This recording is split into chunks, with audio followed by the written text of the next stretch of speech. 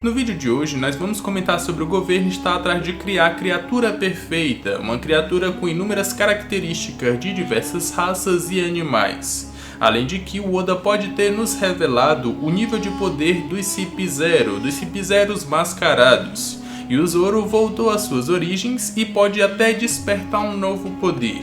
Nós vamos comentar sobre tudo isso nesse vídeo aqui. Se você ficou curioso, segue comigo e acompanhe esse vídeo até o final.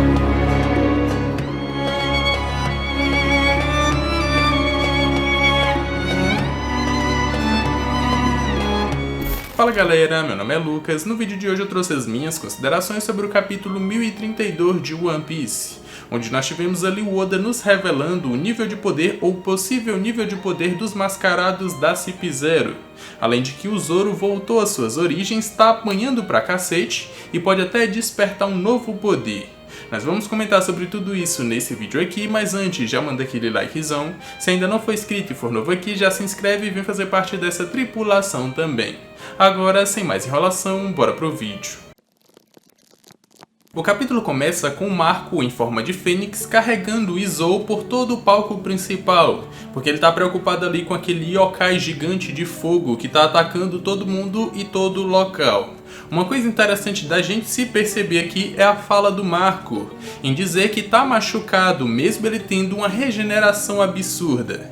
Isso quer dizer que mesmo para ele ainda tem um limite de cura, ou um limite de coisas ou de ferimentos que ele pode ter e se curar. E aí ele não vai se curar absurdamente para sempre, ele tem um limite. Em capítulos anteriores foi dito que ele utiliza a estamina do corpo humano para aumentar ou para fazer a cura, para que a pessoa possa se curar, isso no caso de outras pessoas. Mas no caso dele também, ele pode usar a sua estamina. Só que como ele é usuário da Akuma no Mi, pode ser que a estamina dele ou seja absurda, ou tenha um gasto menor porque está sendo utilizado nele mesmo. Mas é bem interessante pensar que mesmo o usuário de uma zona mítica, que a gente pode considerar bem apelona, além do fato dele ser um comandante de Yonkou, ainda assim tem um limite para a habilidade dele. Não é algo absurdo que ele vai poder utilizar para sempre, ou em todo momento, todo local, ou contra qualquer inimigo. Tem um limite. O Oda bota os pés no chão em relação ao poder do Marco.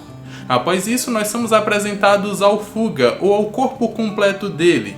Ele está procurando ou está correndo atrás do Yamato ou da Yamato, porque provavelmente eles têm uma relação entre si. Essa é a primeira vez que a gente vê o corpo do Fuga completo. A gente vê que a estrutura do corpo dele é diferente da dos outros Numbers que já apareceram.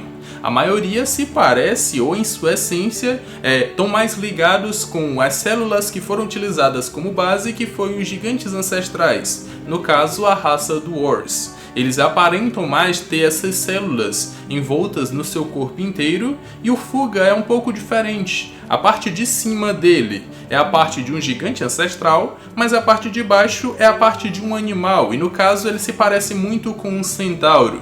E aí vem a pergunta, o que diabos o governo mundial está procurando fazer? A gente sabe que essas experiências são falhas, mas a gente só sabia ou só se ligava no fato de que eles estavam querendo recriar gigantes ancestrais para criar um exército para que eles pudessem controlar. Mas não só isso, agora a gente viu que tem a combinação com outras células ou com outros DNAs. E aí isso me faz pensar que o governo mundial está atrás de criar uma criatura perfeita. Uma criatura que tem as melhores características de cada um dos animais ou raças dentro do seu próprio corpo, e essa criatura vai ser controlada pelo governo mundial. E isso pode até se ligar com a nova arma do governo mundial, ou a nova arma da SSG.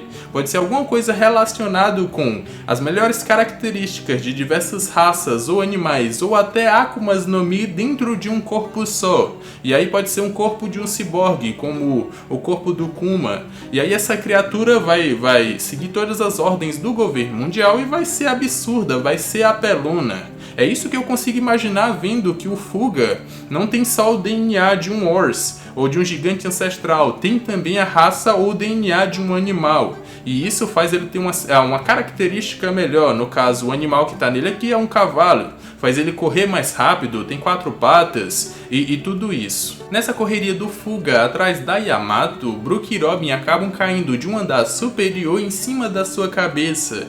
porque eles estão fugindo da CP0 ou de 2 membros da CP0. Um detalhe aqui é que o Yokai de Fogo, que está sendo falado por todo o castelo ou por toda a Onigashima, ele acaba caindo em cima desses 2 CP0s e depois que eles passam a gente vê que eles não sentiram absolutamente nada. E é aqui que o Oda começa a nos mostrar o seu nível de poder.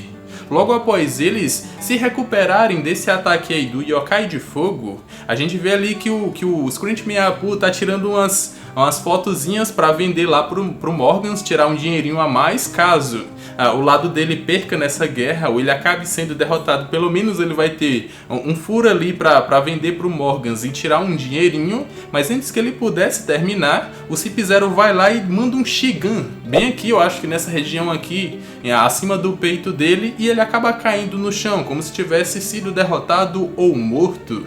E um detalhe aqui é que o Oda nos mostra ou nos diz meio que indiretamente que os CP0 sabem da existência da Sword, mas a Sword não sabe que a CP0, que é a guarda dos Tenryubitos, faz negócios diretamente com piratas. E por isso que ele fala, o X-Drake no caso fala, então vocês têm que me dar uma desculpa do porquê vocês estão aqui. Então, a gente já tem aqui um palco para essa luta desses 2 CP0s com esses 2 capitães piratas. E esse pode ser o nível de poder deles. Pode ser que eles estejam um pouco mais superior do que os supernovas, do que os capitães piratas, e aí vai ter uma luta muito boa entre eles, o que vai dar espaço para o Brook e para Robin fugir dali. Um detalhe também que a gente tem que pescar aqui é a importância do Doflamingo. O Doflamingo foi importante ou era importante quando era um Shichibukai, porque ele fazia negócios com todo mundo, o mais importante mercador do submundo. Ele pegava as armas e o Kairoseki de Wano em troca das Smiles, e aí ele vendia armas para as guerras. Ele meio que aumentava o suprimento dessas armas, balas, para que guerras continuassem acontecendo, enquanto o Kairoseki ele vendia para o governo mundial. Agora que o governo mundial não tem mais esse contato, esse intermediador que era o Doflamingo, agora eles têm que fazer negócios diretamente com o país de Wano, ou com o próprio Kaido, com o próprio Shogun. E é isso que o X-Drake se questiona. Então, eles sabem da existência da Sword e que o X-Drake não é pirata, ele ainda é da Marinha, mas a Marinha e a Sword não sabem que a CP0 faz de tudo ali por debaixo dos panos, até se envolver com piratas para o bem do governo mundial. Agora, indo para a continuação da batalha do Zoro contra o King, a gente tem que comentar essa cena absurda que foi o Oda fazendo mais uma vez um dinossauro fazer uma coisa absurda que a gente não vê normalmente. Mas como o Oda disse que a gente não vive ou não viveu na época dos dinossauros, não tem como a gente dizer que eles não fazem isso. Então o argumento dele é bem válido. O King vai lá e puxa, ele faz alguma coisa relacionada a puxar o seu bico pra dentro, pra meio que dar uma pressão absurda, e quando ele solta isso, o seu bico, a sua cabeça, eu sei lá o que é que acontece, ela cai de uma forma como se fosse um raio laser que nem o Zoro conseguiu bloquear. Na verdade, ele só conseguiu se esquivar. É mais uma das aberrações de coisas que o Oda faz e vem fazendo agora nesse arco de Wano, mas não é específico de agora. Se tu for lá em Enies Lobby, tu vai ver que o Kako já fazia coisas absurdas com a sua fruta. Então isso não é de agora. O Zoro tá tendo uma dificuldade absurda nessa batalha, porque o King tá voando e ou seus ataques não acertam ele porque ele consegue se esquivar, ou quando o Zoro lança um ataque que pode afetá-lo ou acertá-lo, o King não sente nada, ele só bloqueia, porque a sua Zoan, ancestral, ela tem uma resistência absurda. E aí o King tá lá só tancando os golpes do Zoro sem receber dano nenhum.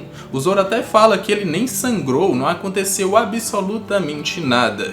Eu acho isso interessante porque essa batalha do Zoro aqui, ela se remete a outras batalhas do Zoro, e ele tá voltando à sua origem. A origem de um Zorão que sempre apanhou e chegou à beira da morte em diversas batalhas antes do time skip. Depois do time skip ele se tornou absurdo e não teve inimigo que pudesse levar ele até o seu limite. É o que ele tá tendo agora.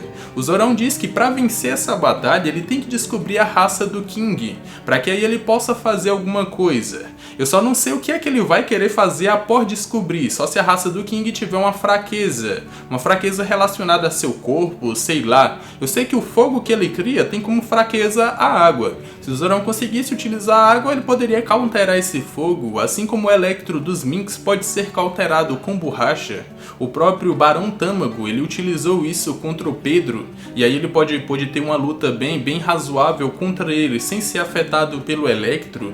Então eu acho que é isso que o Zoro tá procurando. Mas o King ele não luta só na sua forma de Pteranodonte, ele também volta para sua forma normal para lutar com espadas. E não é como se ele estivesse dando um migué, uma ajuda para o Zoro derrotar ele em uma batalha de espadas. Até porque quando ele volta para sua forma humana, ele acaba lançando o Zoro para longe, ainda numa disputa de espadas. Ele consegue vencer. Então a gente tem que voltar lá para o passado quando eles foram apresentados, quando as calamidades foram apresentadas. Eles foram apresentados como sádicos torturadores. Eles gostam de torturar seus inimigos. E o King está fazendo isso com o Zoro. Ele, em sua forma Pteranodonte, mostrou a sua superioridade e que poderia brincar com o Zoro de todas as formas. E agora ele quer mostrar essa superioridade até em uma batalha de espadas, onde o Zoro se mostra ser superior.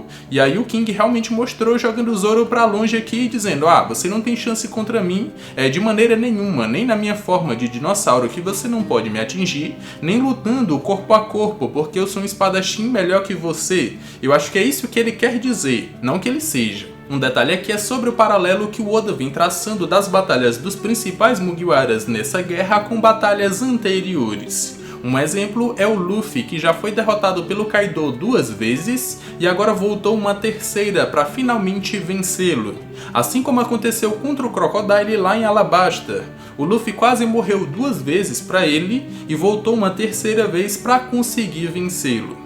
Da mesma forma foi o Zoro. Ele apanhou muito, mas muito mesmo por Mr. One lá em Alabasta também. E era um inimigo que ele não conseguia cortar. Da mesma forma que ele não está conseguindo cortar o King agora nessa guerra de Wano. Ele está tendo muita dificuldade para fazer isso. E o Zoro só conseguiu derrotar o Mr. One lá em Alabasta quando chegou próximo da morte. E aí ele conseguiu ouvir o sopro das coisas e finalmente adquiriu o poder para cortar o aço. Mesmo assim, mesmo após o time skip, ele não está conseguindo cortar o King. É também um inimigo que ele não está conseguindo cortar, como lá em Alabasta. E eu aposto que como o Zoro está apanhando muito, mas muito mesmo, e quando ele chegar ali próximo da sua morte, ele vai despertar um novo poder também. E aí ele vai ter o poder ou a capacidade o suficiente para derrotar o King. É mais ou menos isso que eu aposto nessa guerra aqui ou nessa batalha do Zoro. Enquanto o Zoro tá caído no chão imaginando que ele tem que descobrir qual é a raça do King para poder derrotá-lo, ele começa a ouvir um som vindo de um shamisen. E aí ele se pergunta como isso poderia estar acontecendo em meio a uma guerra. Só que o problema nem é esse, o problema é que a Emma começa a reagir a essa música. E assim como aconteceu na primeira vez que ele tentou utilizá-la, ela agora tomou todo o seu haki mais uma vez. É como se ele não tivesse dominado a espada por completo, ela ainda tem relação com seu antigo usuário. E essa música ou esse toque, eu aposto que é aquele que o Oden disse para Hiyori que era para ela tocar quando ele morresse. E aí ela até chorou nessa situação. Então a Emma reagiu a isso como se ela ainda tivesse ligada ao seu antigo dono, o que mostra que o Zoro ainda não dominou ela por completo.